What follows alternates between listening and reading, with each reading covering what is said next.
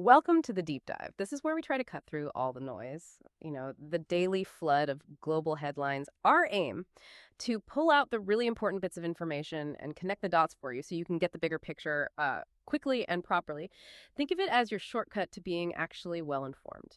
Today, our mission is really to unpack the immediate impact of what's happening globally. We're talking conflict, tricky diplomacy, some surprising tech advances, and shifting alliances. We're using insights from a bunch of recent reports, including some detailed stuff from specialist defense sites and well-respected geopolitical watchers. So let's just dive right in. Okay, let's start on the ground in Ukraine. The last 24 hours, well, they've seen another really intense wave of Russian attacks. We're talking a major drone assault here. Russia launched, get this, 104 drones in total. It was a mix of those Iranian-designed Shaheds, the cheap explosive ones, and decoy drones meant to, well, confuse the air defenses. Now, the Ukrainian Air Force reported shooting down 76 of them, which is pretty impressive. Shows they're still adapting. It really does. 76 out of 104 is a high interception rate. But still, the sheer number meant some got through. And tragically, reports say 2 people were killed and 33 injured across the country. We saw casualties in Kharkiv Oblasts, 1 death, 3 injured in Kupyansk. That city is always getting hit. In Dnipropetrovsk Oblast, a rescuer, 40 years old, was injured near Nikopol. Then 10 people hurt by drones in Sumy Oblast. And in Donetsk Oblast, 1 person died in a village called Drobyshev, 3 others injured elsewhere. Even Kherson Oblasts, covering like 43 different places, faced attacks, though thankfully no fatalities reported there this time. Yeah, what's really striking, I think, beyond just the tragic numbers, is the consistency of these large drone attacks. It's not just random. This looks like a deliberate Russian strategy. It's about overwhelming Ukraine's air defenses, yes, but also maybe about forcing them to use up their expensive interceptor missiles on these, well, relatively cheap Shaheds. The economics of it, attrition warfare in the sky. Exactly. Is Russia trying to wear down Ukraine's air defense to clear the way for something else? Future missile strikes? Maybe even supporting ground movements? And from Ukraine's side, you have to ask, how long can they keep up this high interception rate? Especially if Western aid deliveries are, sometimes delayed or inconsistent. It's a real strategic balancing act. That's a really crucial point, the cost, both financial and strategic, of just defending the skies day after day. So while these attacks shape the battlefield, they obviously cast a huge shadow over any diplomatic efforts, right? Trying to find a way out of this. So what is happening behind the scenes? On this very complex diplomatic tightrope, are we seeing real movement towards peace? Or is it more like posturing? Let's look at some different takes, starting with the U.S. view, specifically from Vice President JD Vance. Speaking at NBC, Vance claimed something quite significant. He said Russia has made significant concessions to President Trump. His words were, for the first time in 3.5 years of conflict. Significant concessions. That's a strong phrase. What did he point to specifically? Well, 2 main things. First, Russia apparently recognized it wouldn't install a puppet regime in Kyiv, which, okay, was a big early demand. And second, that Russia acknowledged Ukraine would get security guarantees for its territorial integrity. Okay, but concessions need context, right? Exactly. Because Vance also laid out Putin's demands for a ceasefire. And they're still pretty tough.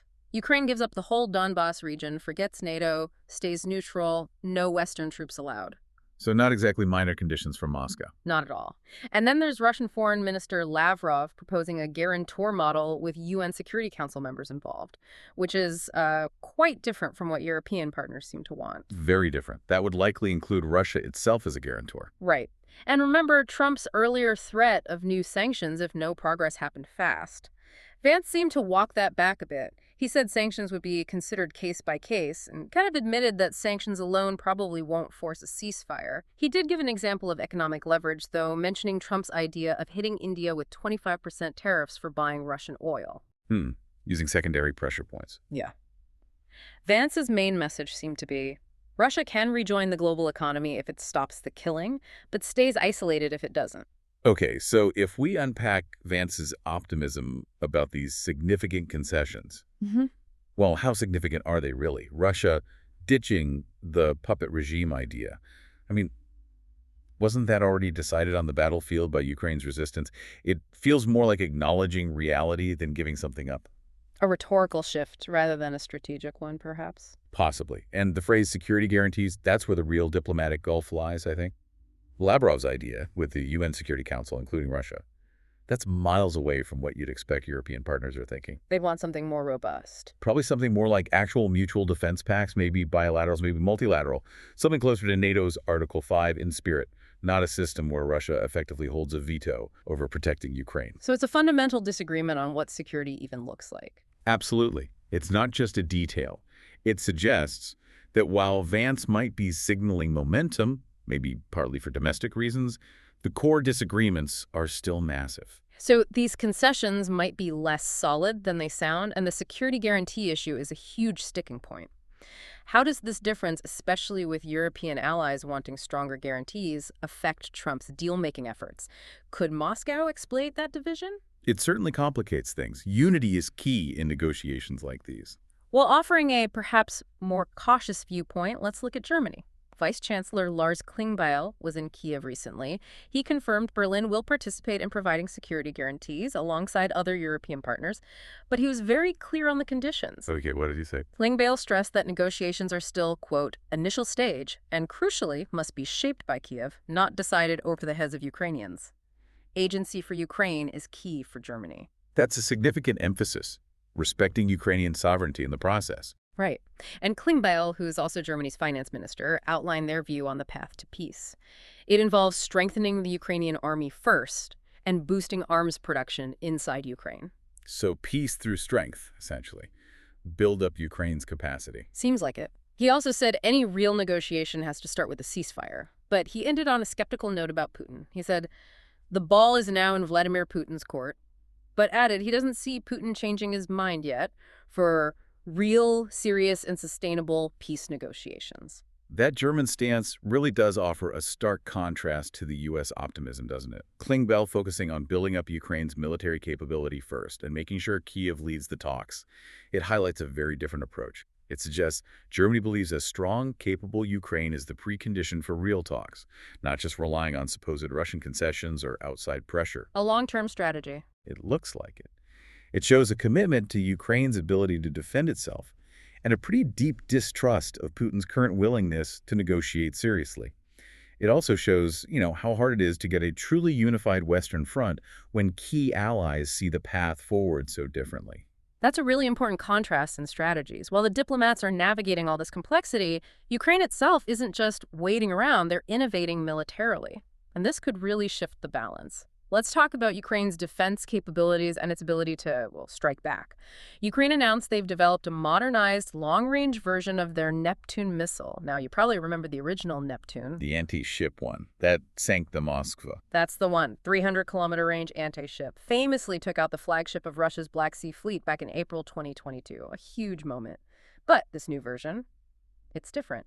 An image turned up in a video on Ukraine's Independence Day, August 24th. They're calling it Long Neptune. Oh, Neptune. Yeah. What's the range? According to Defense Express, a specialist site, this thing can hit land targets up to 1,000 kilometers away. That's over 600 miles. A massive upgrade. Wow, 1,000 kilometers land attack. That is a game changer. And it seems it's already been used. President Zelensky mentioned back in March that a new missile passed tests and saw combat. And anonymous sources told Ukrainska Pravda that this Long Neptune probably hit an oil refinery in Russia's Krasnodar region on March 14th. So it's operational. How did they achieve that range and land attack capability? Well, a researcher, Fabian Hoffman from Oslo University, suggests the main upgrade is the guidance system. The original used radar great for finding a big ship at sea. Right. Less useful for pinpointing something specific on land. Exactly. So the theory is they swapped the radar for an advanced imaging system, maybe infrared, maybe electro-optical, basically giving it a smart eye to find and hit land targets much more accurately, even from far away. That makes sense. Precision guidance is key for land attack.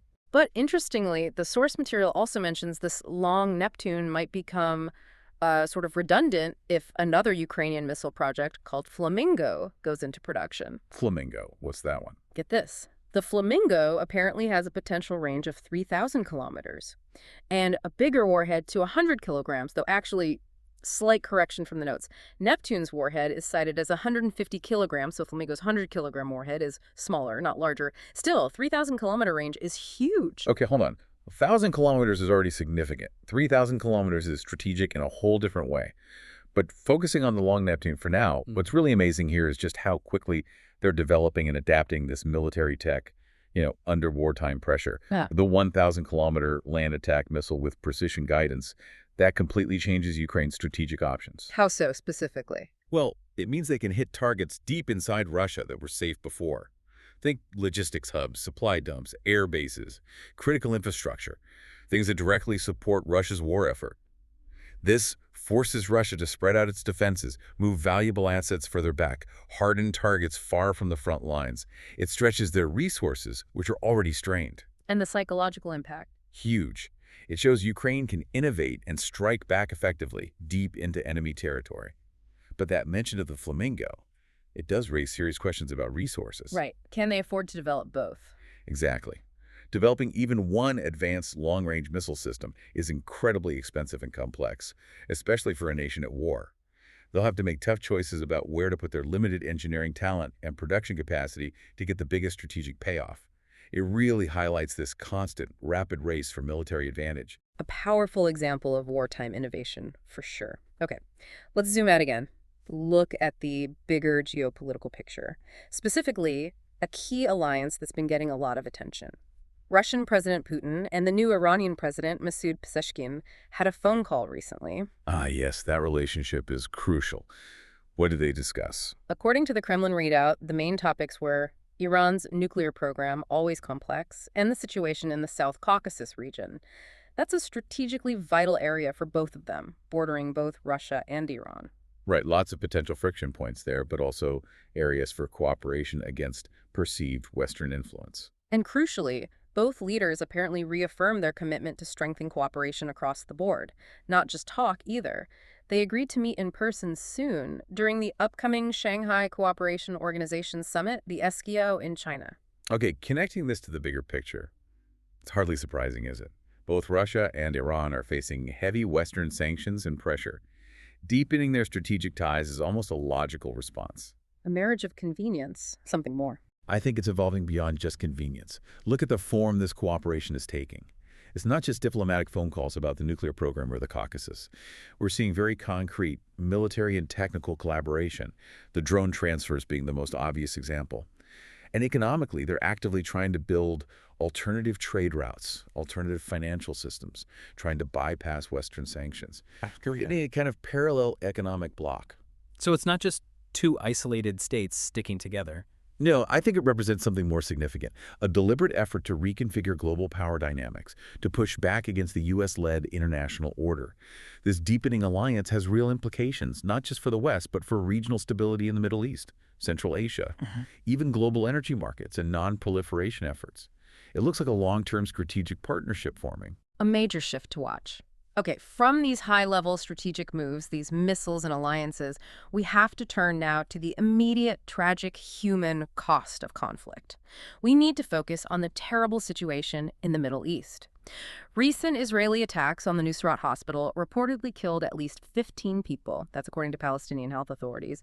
And just devastatingly, among those killed were 4 journalists, people who were there specifically to report, to bear witness. Oh, that's horrific. Journalists caught in the attack. Yes. Hussein al-Maghribi, a cameraman working for Reuters, was killed in the first strike. Reuters even confirmed his live video feed from the hospital just cut out abruptly. Then a second attack hit shortly after. Just as rescue teams, other journalists, civilians were rushing in to help those hurt in the first strike, another Reuters photographer was injured in that second hit. A double tap strike, hitting first responders and journalists. It appears so. The Gaza Health Authority has also identified Mariam Nabudaga, a freelancer working for AP and others, and Mohammed Salama from Al Jazeera among the journalists killed, and also Moyad Abuhaj, who is both a rescuer and a journalist. The Palestinian Journalists Union called it an open war against free media, trying to terrorize journalists. They claim, and it's a shocking number, that over 240 Palestinian journalists have been killed by Israeli forces in Gaza since this war began. 240. That figure is just staggering. It really brings home the unbelievable risks journalists are taking in Gaza and in conflict zones everywhere. Their role is so critical, isn't it? They risk everything to get information out, to show the world what's happening. And the sheer number reported killed, it just highlights the extreme danger. And the impact when they are killed or even just intimidated. Well, it has a profound chilling effect. It makes it incredibly hard to verify reports, to get independent eyewitness accounts, to hold those in power accountable. It's not just about the loss of individual lives, as tragic as that is. It's a fundamental attack on the freedom of the press, especially in wartime. It damages our collective understanding. Exactly. It impoverishes our knowledge, leaves a vacuum where misinformation, propaganda, unverified claims can just rush in. It makes finding the truth, the ground truth, that much harder. A very sobering reminder of the human price, not just of conflict, but of information itself. So we've covered a huge amount today. The relentless drone war in Ukraine, the very tangled and sometimes contradictory diplomatic signals swirling around it, Ukraine's own military innovations like that long Neptune changing the strategic map, the deepening Russia-Iran axis, and then the horrific human cost in Gaza brought into sharp focus by the deaths of journalists trying to do their vital work. And as we've explored, these threads aren't separate. The military, the diplomatic, the technological, the humanitarian, they're all deeply interwoven, aren't they? They constantly influence each other, shaping the world we're seeing unfold. Which really leaves us with a crucial question, maybe for you to think about. What are the wider implications, the longer-term consequences of all these converging crises for global stability, for the international rules we thought we had, and maybe most importantly, how do we even begin to ensure accountability and transparency when conflict is so widespread and often so opaque? That's absolutely the core question. Considering all these interconnected events, what does it mean for the future? For international cooperation, for trying to find truth when every day seems to bring new violence, new diplomatic deadlocks, and such a devastating human toll? Definitely something to mull over until our next deep dive.